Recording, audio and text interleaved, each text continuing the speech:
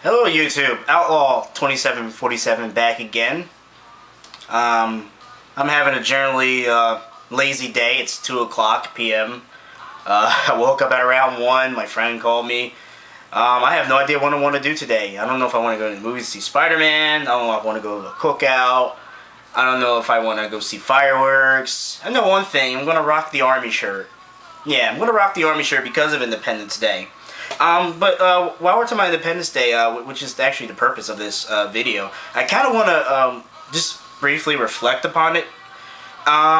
It's one of those days where if you really think about it, you might flip-flop about it. Like the history of our country, it's had a lot of oppression, slavery, and violence, bloodshed behind it. So a lot of people wonder if it's even worth celebrating at all. And I say despite the history of our country, I still think that it should be worth celebrating. You know, and the reason why I thought about this is because I had friends. I have a group on Facebook called the Cynics Den, and we discuss all these kind of matters. And you know, I have friends there who were have Native American roots, African American roots, and they think about how, you know, the things that those people have gone through and how this country became what it is today through those people. And you know, this particular person seemed kind of jaded. And but you also have my other friends who've also made points that, well, if you look at the history of many other countries, they weren't exactly pretty either. So you might as well just celebrate what we have now. And I kind of agree. I agree on both points, but at the same time, I'd still rather celebrate Independence Day because there's no telling what would have happened if we didn't, you know, fight that Revolutionary War and become free from the British. I guess you can kind of look at Independence Day from the perspective of the Civil War as well. What would have happened if the South won the war? How would our country be? I mean, I haven't really reviewed all my history at the moment. You know, I mean, because I just woke up not too long ago. I'm not a history guru or anything, so please feel free to educate me on this stuff. I mean, I'm most likely going to educate myself anyways when tomorrow, because tomorrow I have a day off. But in any case, a lot of people think about how, you know, the settlers came over, you know, even before Christopher Columbus' time, and just raided a lot of the Native American land, you know, gave them diseases, we enslaved them, we brutalized them, killed their animals, all that kind of stuff. And then we established our own colonies, and then, let's be honest, some of these colonies weren't bad. Some of these colonies, they saw the Native Americans, they were like, hey, you know, we have different ideas on how to help you. We can help you hunt better. We can show you techniques on how to survive better. Although a lot of people would argue that the Native Americans didn't need any help, but you know, there were things that the settlers taught some of these Native Americans that made things easier for them. You know, hunting and planting crops, stuff like that. So not all the settlers were bad. And then you had Britain that were like, you know, we still want to control you.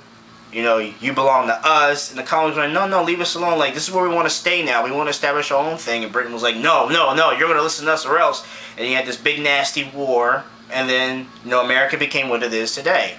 I wouldn't say that we're free. You know, because there's always some sort of constraint on a society. There's always some sort of constraint. Always. You know, whether it be through law or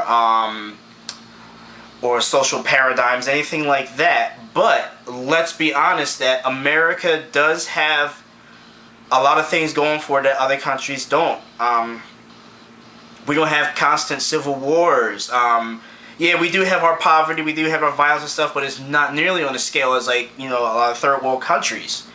We're not getting shot at by warlords all the time. Sure, we're getting shot at by criminals, but you know, let's think at the scale here. Let's think at the magnitude. Things in America could be a lot worse. As much as I complain about America, things can be a whole lot worse. So for now, I can be happy that things aren't. You know, I don't have to worry about air raids. I don't have to worry about mass genocide. I'm thankful for these things, you know, and there were soldiers that helped achieve this. Things could be a lot better in America, but I'm happy with the way things are now for the most part. For the most part, I'm pretty sure you guys know where I'm getting at. I'm trying to make sure I don't step on any landmines, but it's going to happen.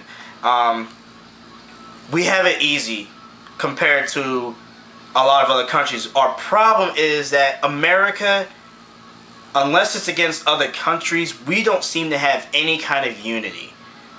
You know, our societies are lacking unity, our families are lacking unity, and a lot of these problems that we have can be easily solved, or at least put down to a point where it's not an everyday thing, and we're not doing it. We're just sitting here, we're either complaining and moaning, or we're the cause of it. And it's ridiculous. So I thought I just wanted to share those things with you. So when thinking about Independence Day, I say don't look at it in the context of what the soldiers are doing now, you know, being in Iraq and Afghanistan, Libya for all I know. But look at it in the context of what would have happened if you know, the Civil War went different, if the Revolutionary War, if the results of that were different. And I can totally understand why the Native Americans will be pissed off. I can totally understand that. But no country is an angel. No country.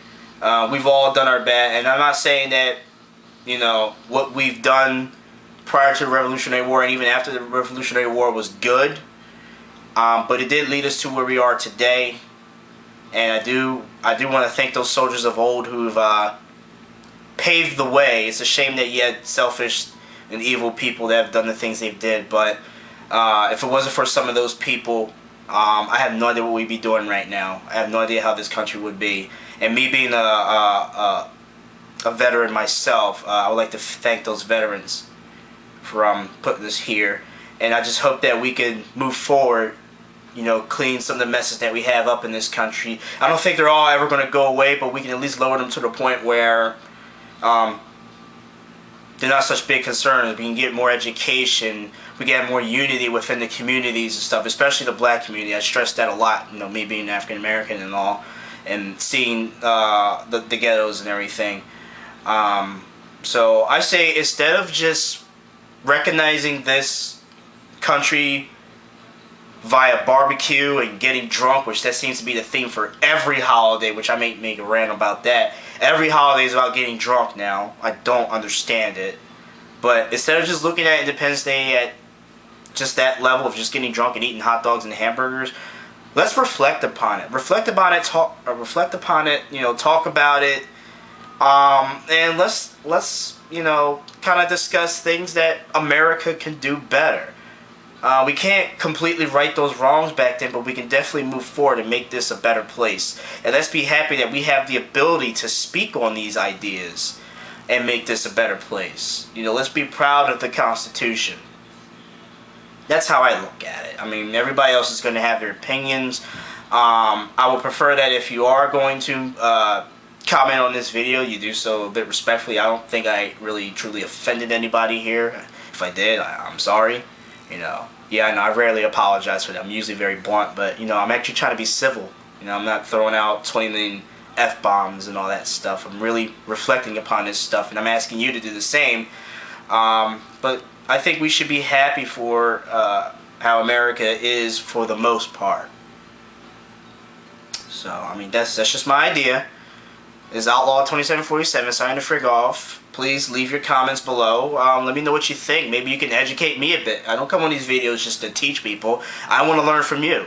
So it's got to be a two-way conduit. It's got to be a two-way thing. So, you know, hit me up. Let me know what's going on. Adios.